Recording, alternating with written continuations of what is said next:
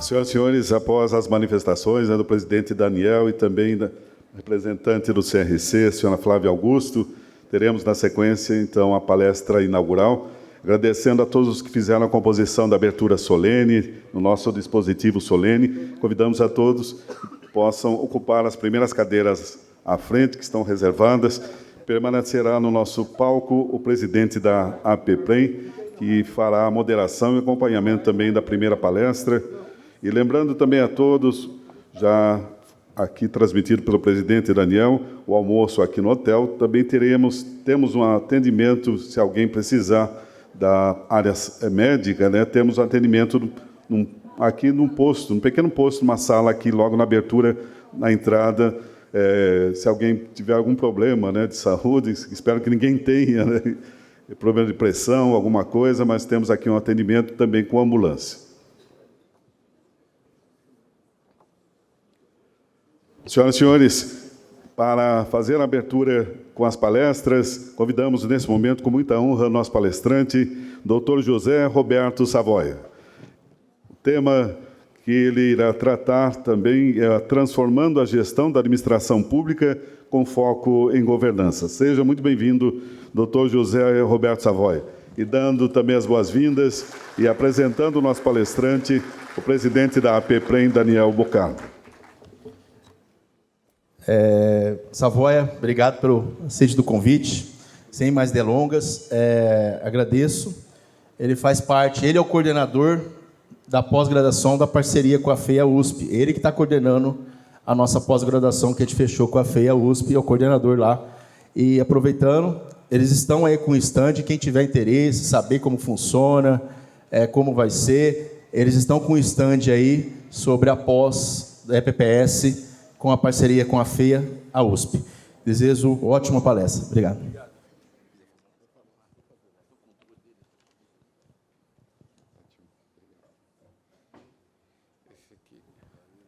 Bom dia a todos e a todas. Os meus cumprimentos a todos os dirigentes, todas as dirigentes que aqui vieram prestigiar esse evento. Para nós da FIA é um momento especial, particularmente porque eu sou oriundo da área de Previdência, né, e poder estar com vocês, poder representar a FIA nessa situação é um grande prazer. Alguns rostos amigos, eu vislumbro, saudades de muitos, lembranças boas de muito tempo, né? Aproveito para cumprimentar a todos aqueles com os quais eu já tive a oportunidade de interagir.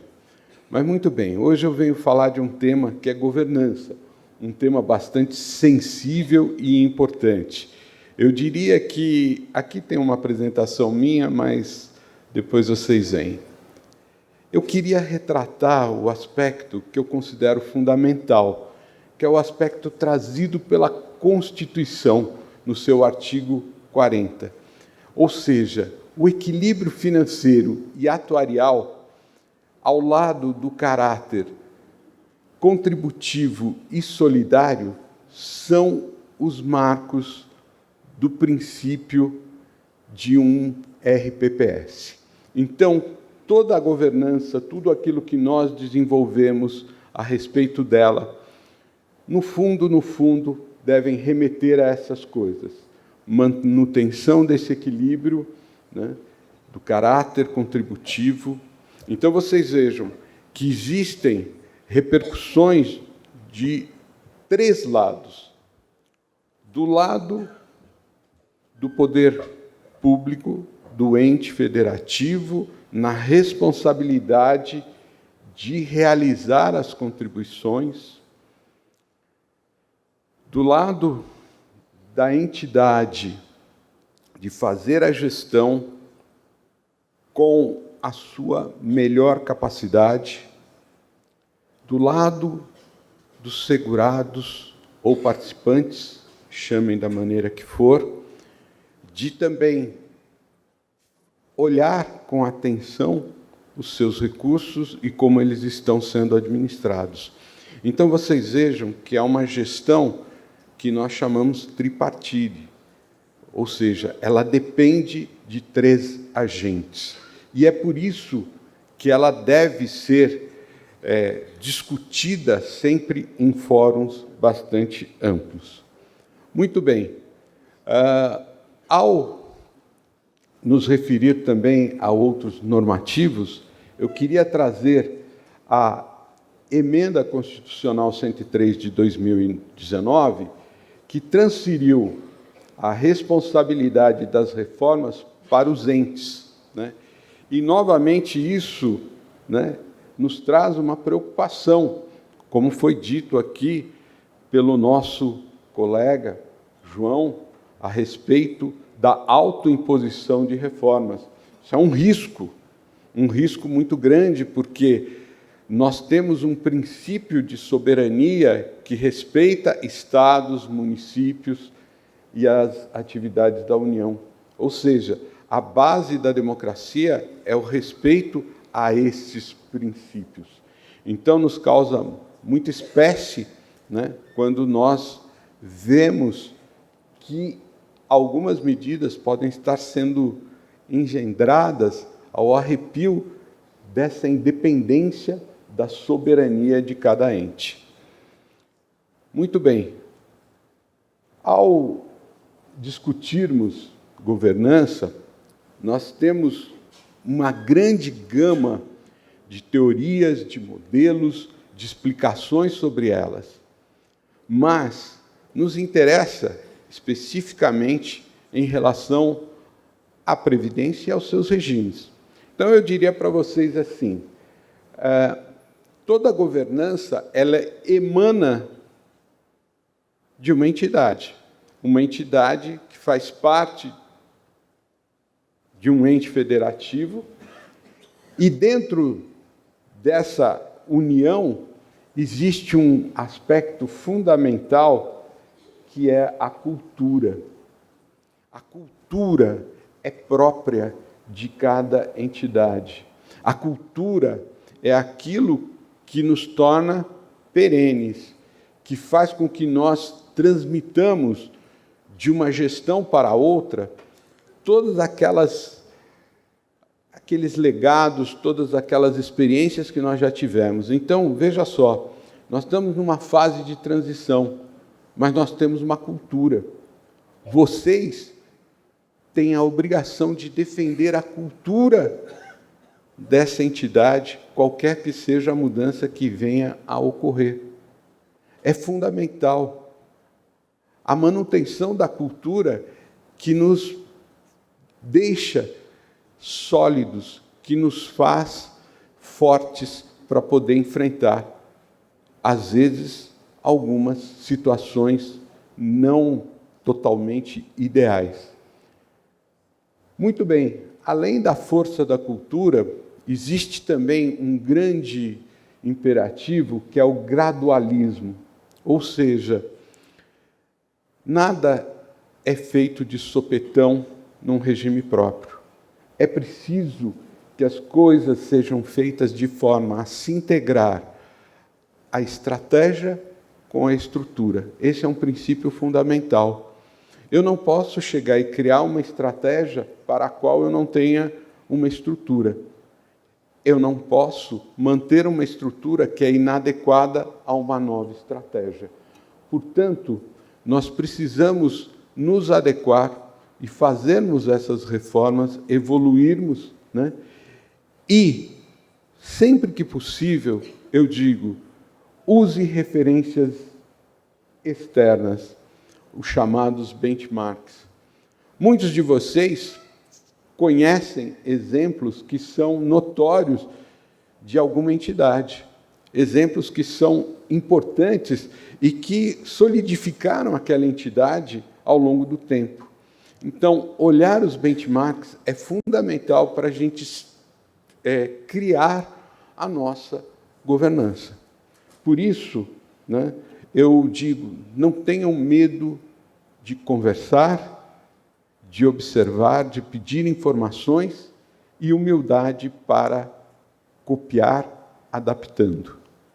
Ou seja, pegar aquela boa medida, aquela forma de tratar os assuntos e trazer para dentro da sua entidade. Muito bem. Além disso, a gente tem que observar aquilo que a gente chama de as grandes forças. Muitas vezes, há políticas que são desejáveis, por razões econômicas, mas que não foram implementadas por razões políticas. Então, tudo aquilo que nós pensamos em reforma precisa haver uma conjugação do que é importante economicamente daquilo que é viável politicamente. Eu conto para vocês uma experiência. Eu estava à frente do regime próprio do município de São Paulo, o IPREM. Lutei com todas as forças para que no ano de 2012 nós pudéssemos implantar já uma transformação, né, e criar a previdência complementar dentro do nosso município. E, a despeito de todas as forças, a grande tensão que se criou naquela eleição, o embate das forças, a divisão da nossa Câmara Municipal, ela não permitiu que nós a realizássemos.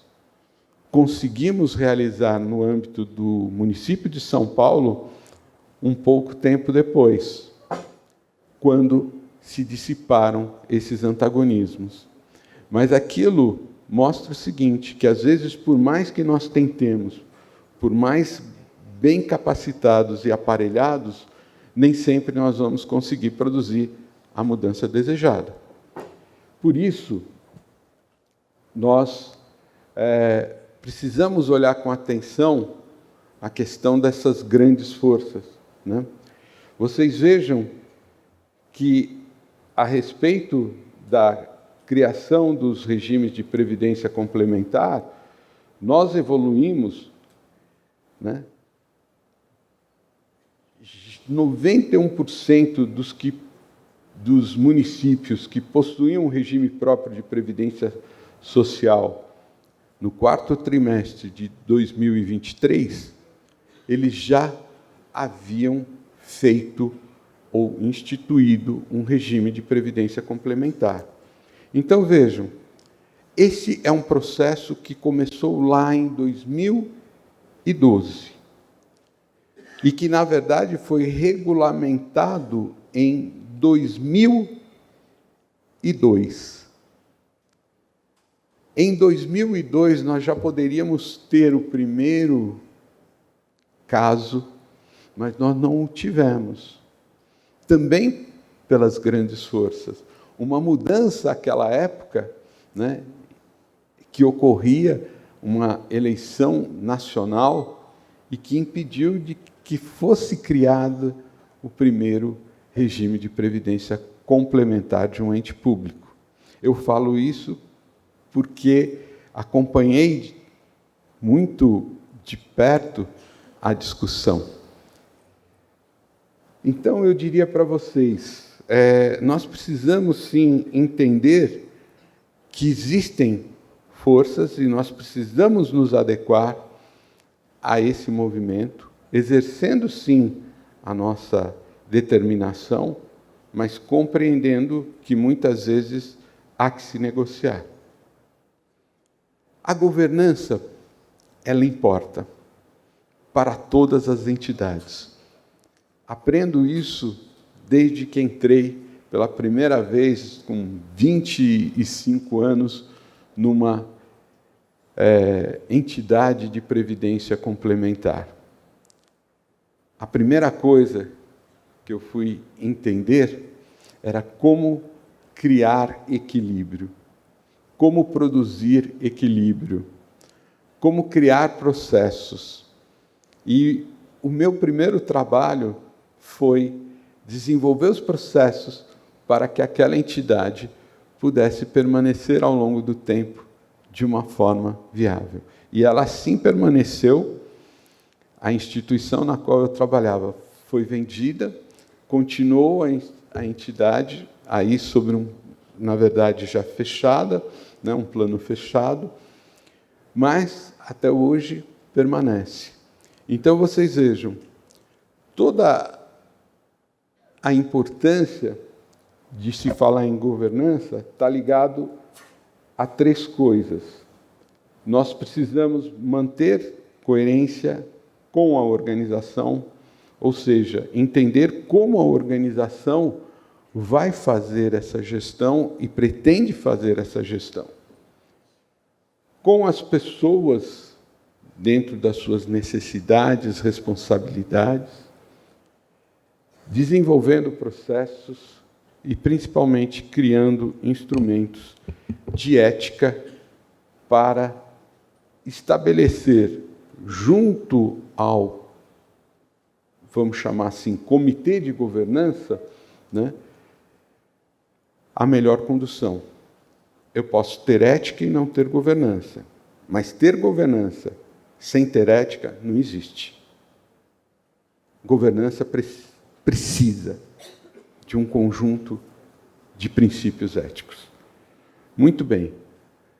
Ao comentar sobre isso, nós precisamos entender que, dentro do âmbito dos regimes próprios, a governança, né, ela vai monitorar e avaliar como a entidade ou o gestor vão estar administrando todos os recursos, todas as informações, todos os processos e fluxos, de forma que eu consiga manter o retorno desejado para a nossa instituição.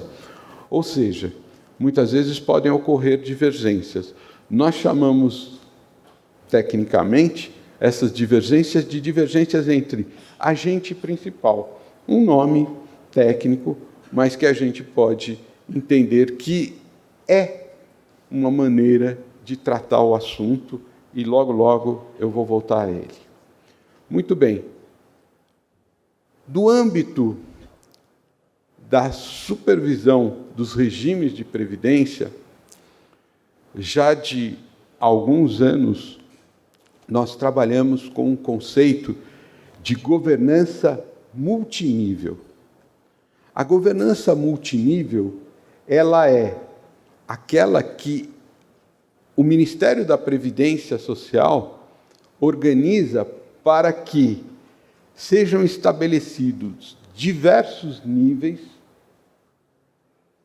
de ações, a do governo federal, a dos estados, a dos municípios, de tal forma que, em cooperação e integração, a gente possa ter esse conjunto de políticas públicas desenvolvidos.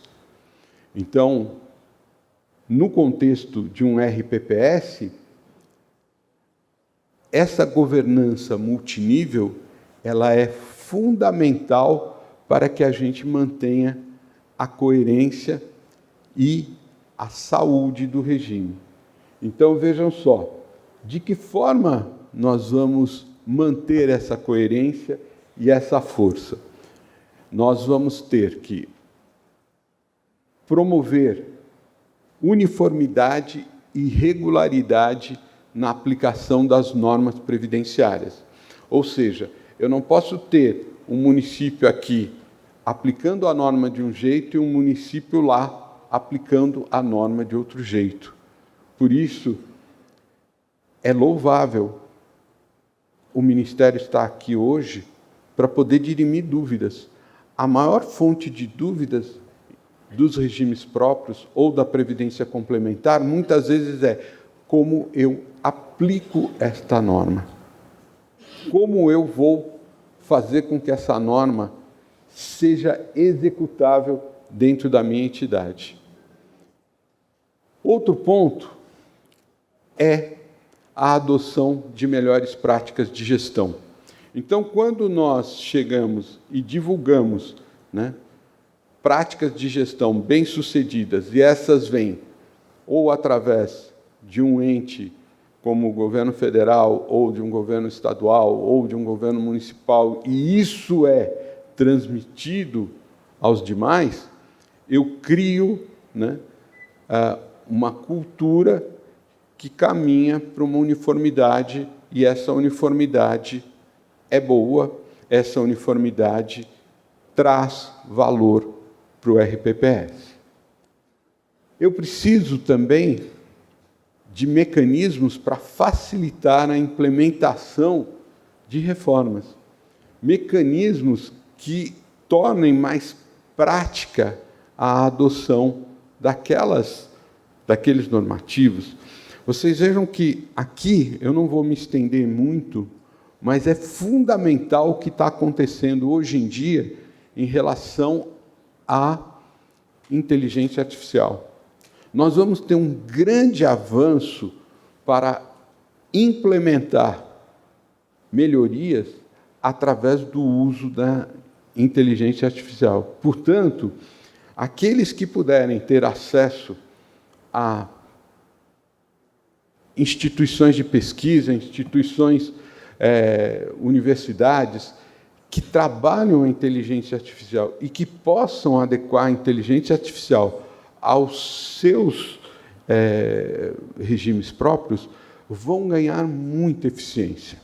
Nós temos visto isso iniciando, caminhando ainda a passos lentos, mas isso vai ser uma grande revolução, e eu convido a todos a refletirem sobre como isso pode ser feito. E, muitas vezes, pequenas evoluções. Eu vou dar um exemplo. Existe uma ferramenta chamada Power BI. Um projeto de criar um Power BI que você disponibilize para o seu segurado o conjunto das informações necessárias para ele entender o que se passa com a sua previdência, é algo que você consegue fazer em cerca de 1 a 2 meses, a um custo relativamente baixo. E eu diria, o ganho que você tem de informação, o ganho que você tem de eficácia na sua gestão é fantástico. Você reduz muito o questionamento, você reduz muito quando você faz esse tipo de comunicação. E isso pode chegar para o seu segurado através de um aplicativo que ele tem da entidade, né? Que ele tem lá no celular.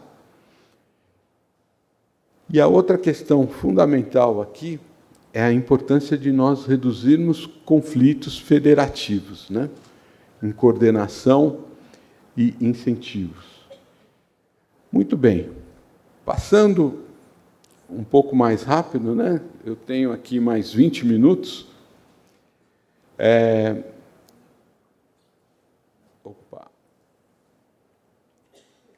Eu precisava dizer duas coisas. Essa coordenação intergovernamental, ela junta os diversos níveis de governo e ela respeita a autonomia. Esse é um ponto fundamental para a gente entender. E de que maneira hoje nós estamos vendo os instrumentos de governança sob essa ótica? O CRP. Por que o CRP é importante? Ah, não, mas toda hora estão me ameaçando, né, retirar o CRP porque eu não adotei isso ou aquilo. Mas eu falo para vocês, o CRP não é para punir a entidade. O CRP é para pressionar o mal político, o mal governante. Porque, em geral, os regimes próprios, as entidades, elas estão dispostas a produzir a mudança. E, geralmente, quem não quer produzir a mudança? Vocês sabem. Quem que não quer? Então, o CRP não veio para punir uma entidade. Ele veio para dar um freio para o político que está pensando fora da caixinha. E a gente tem o Progestão. O Progestão é um programa que visa melhorar a capacitação de todos. Ou seja, entrou num regime próprio, você vai progressivamente se capacitando. A mesma coisa acontece no regime de previdência complementar. Você também precisa ir evoluindo ao longo do tempo. E essa é uma necessidade inexorável, porque vocês têm desafios novos, vocês precisam ter técnicas novas. E isso cabe a cada um buscar com o patrocínio, com a... Desculpem, eu me empolguei aqui, né? E com o patrocínio das suas entidades, e muitas vezes fazendo isso por conta própria, não é? Outra coisa que me chama muita atenção, né? Vocês vão dizer, puxa, mas isso está tão longe lá da visão ali no meu município, na minha entidade, é a questão do ESG. Né? Embora o ESG tenha lá o meio ambiente, o social e a governança nós já falamos de muito tempo, né? O ambiental e o social nem sempre são totalmente compreensíveis. Então, por exemplo, questões importantes hoje em dia, né? Nós temos igualdade de representação dentro do nosso RPPS, né? Quantas pessoas pretas ou dos povos primitivos aqui, ou pessoas com outras características estão hoje trabalhando dentro daquele RPPS? Eu comentava com um amigo banqueiro, e ele chegava e dizia, olha, é terrível, né? Na minha instituição, né, o social não chegou. Ele chegou até uma certa base. Daqui para cima, não tem. Na área em que ele trabalhava, não tem mulheres. Na área em que ele trabalhava, não tinham pessoas pretas ou pardas. Não havia. Era simplesmente esquecido. Então, vocês vejam, isso está se tornando uma necessidade. Nós precisamos pensar nisso. Investimentos sociais. Investimentos voltados ao meio ambiente.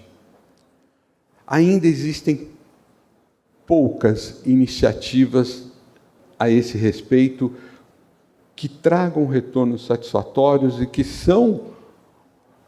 estejam à disposição de todas os RPPS. Mas, com certeza, hoje, vocês vão ver algumas instituições financeiras falando disso, falando de fundos ESG, falando de investimentos ESG e de políticas ESG que podem ser adequadas ao seu RPPS. Então, a gente precisa colocar isso no radar. A gente precisa pensar que isso, né, é algo que está gradualmente avançando e está sendo cobrado. Né? Então, desde que essa semente ela cresça dentro do campo do seu RPPS. Eu vou pular isso aqui. O primeiro ponto que a gente normalmente discute de um RPPS é transparência e prestação de contas. Ou seja, eu preciso informar o participante. Eu estou coordenando uma pesquisa Por enquanto, ela envolve previdência complementar. Logo, nós vamos fazer em RPPS. Sabe o que essa pesquisa mostrou? Dos 100 maiores fundos de pensão, eu tenho pelo menos 30 que não têm informações prontamente disponíveis aos seus participantes, ou que não têm a prática de mandar essas informações com uma periodicidade mensal e até mesmo trimestral. Alguns deles mandam uma vez por ano. Sabe aquela coisa de mandar um cartão de Natal? Eu mando alguma coisa dizendo assim, olha, a sua reserva é de tanto, a sua rentabilidade foi de tanto, ou qualquer coisa assim. É uma vergonha. Ou seja, nós precisamos dar informação, precisamos prestar contas, né? Muitas vezes, a gente identificou que o participante não tem com quem falar.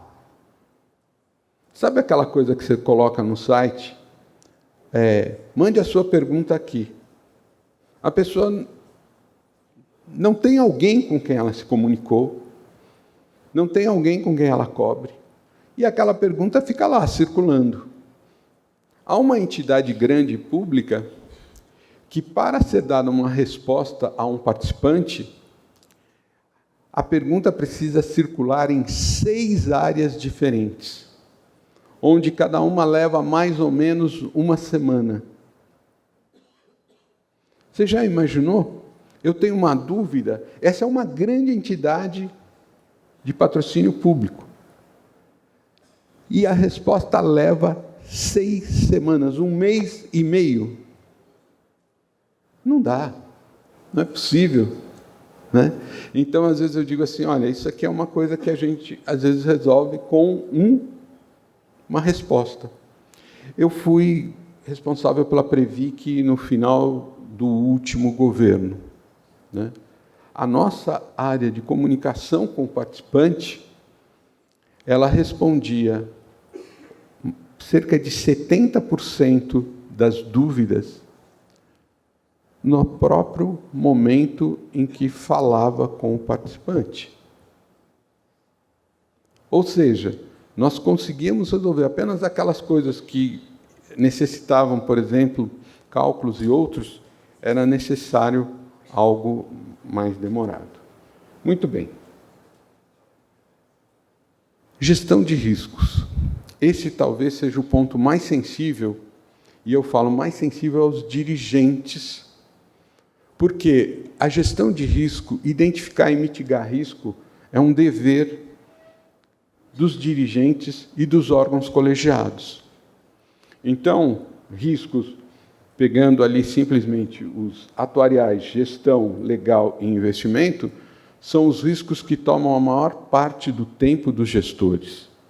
E para vocês terem uma ideia, né, quando nós vamos ver, isso aqui é uma outra pesquisa, uma pesquisa que foi realizada pela Abrap agora em 2023, né, os riscos que são apontados pelas entidades, pelos profissionais das entidades, às vezes acabam, né,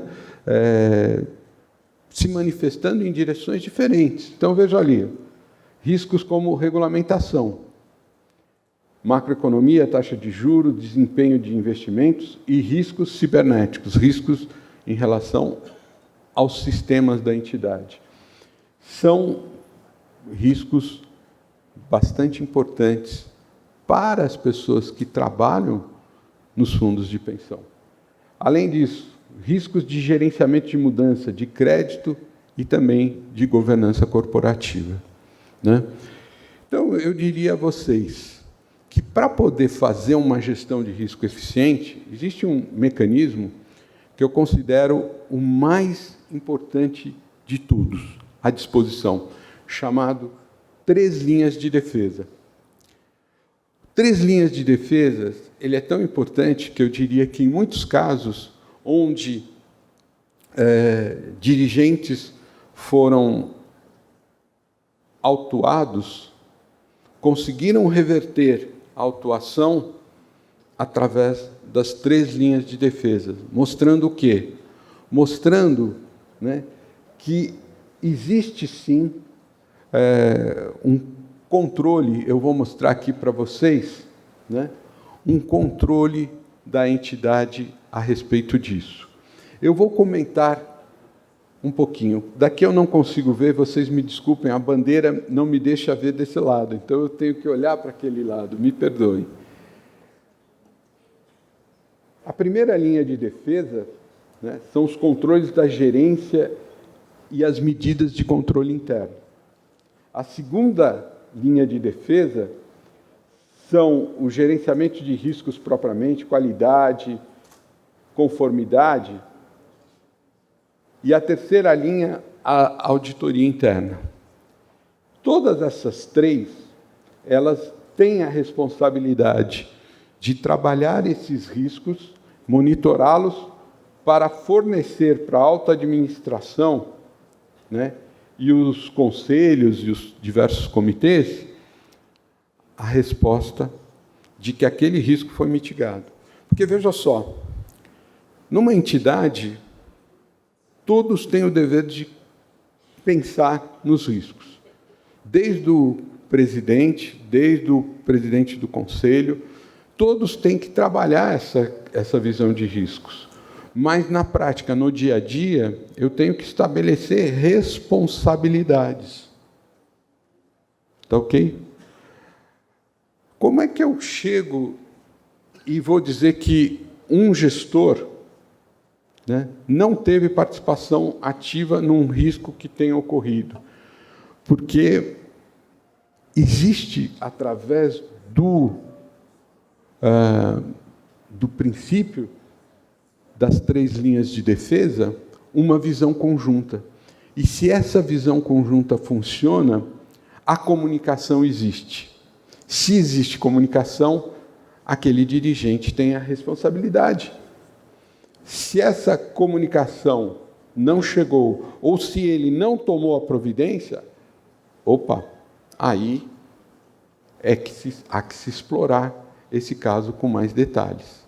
Tá ok? Se alguém quiser entender isso um pouquinho mais, eu vou estar aí no final, eu posso contar para vocês, e eu vou dizer para vocês que no maior caso já ocorrido na justiça brasileira de imputação de pena a um presidente, né, através da utilização, porque havia as 3 linhas de defesa, foi conseguida a reversão da pena. Mas, muito bem. A conformidade regulatória. Conformidade regulatória é o seguinte: saiu um normativo, nós precisamos adotá-lo, nós precisamos colocar em prática, nós precisamos buscar as informações e começar a trabalhar isso de uma forma proativa. Né? Mudar regulamento. Muitas vezes implica em mudar regulamento. Já é um passo um pouco mais demorado.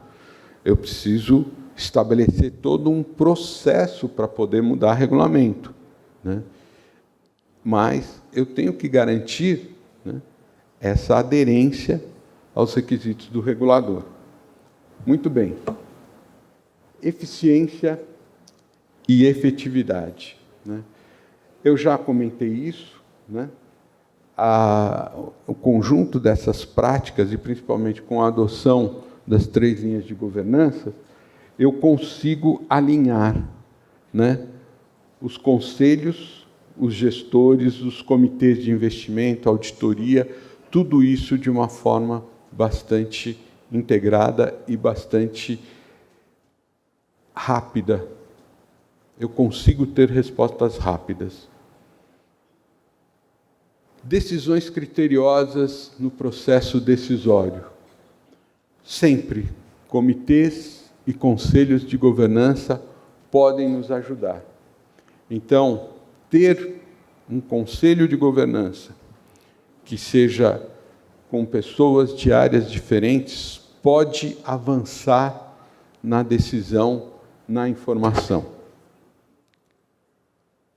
Proteção ao interesse dos participantes. Bom, isso é óbvio, é a razão de ser, né, de uma entidade, e por isso, né, quando a gente percebe que alguma coisa está indo contra, né, e esse interesse é legítimo, porque muitas vezes podem vir demandas de interesses não legítimos, a gente tem que conviver com isso, nós vamos tentar resolver. E a sustentabilidade de longo prazo, né? Então, eu diria que a única forma da gente conseguir ter sustentabilidade de longo prazo é uma gestão prudente e sempre periódica de como andam os investimentos, de como está a nossa avaliação atuarial, né? E como fazer as adaptações, sejam econômicas ou demográficas, a isto. Rapidamente, né? Quando eu estive na Prefeitura de São Paulo, as mudanças salariais, elas ocorriam sem o devido cálculo do impacto no IPREM, no Instituto de Previdência. E aí, na primeira oportunidade que nós tivemos, nós fomos discutir isso, falamos, olha, gente, vocês vão negociar aí, recursos humanos, vai negociar uma mudança salarial, nós não podemos fazer isso se não tiver, né, uma avaliação de impacto. Então, junto com o comitê que discutia, que negociava com os servidores, né, a gente colocava, né, a figura do atuário ali para rapidamente tentar avaliar em 1, 2 dias, cada proposta que vinha, o impacto que iria ter na folha. O resultado disso é que nós conseguimos segurar algumas medidas que aparentemente eram muito interessantes, mas que iriam virar uma bomba, né, ao longo de 4, 5 anos. Então, isso é fundamental para a gente entender as repercussões de longo prazo. Está quase encerrando o meu tempo, mas eu diria o seguinte, é importante a gente manter uma boa reputação e credibilidade. E isso a gente consegue com diálogo, boas iniciativas e, principalmente, fazendo as coisas dentro de princípios que a gente mesmo pode estabelecer, né? A inovação e melhoria contínua, eu diria para vocês, não desprezem o uso das ferramentas novas que estão chegando. Não desprezem, não tenham medo, procurem se alinhar com a inteligência artificial. Ela vai ajudar muito na gestão do seu RPPS. E, para encerrar, dentro do prazo, né, eu diria o seguinte, manter coerência em todas as etapas é um exercício diário. É um exercício capitaneado pelo Conselho, executado pela diretoria e feito no dia a dia pelas pessoas que participam do processo de gestão. Então, nós precisamos criar essas rotinas. Isso é fundamental. Tá ok? Muito obrigado. Tenham um ótimo evento. Muito obrigado, Daniel, pela oportunidade de trazer essas experiências aqui para vocês. E eu desejo um ótimo congresso para todos e todas.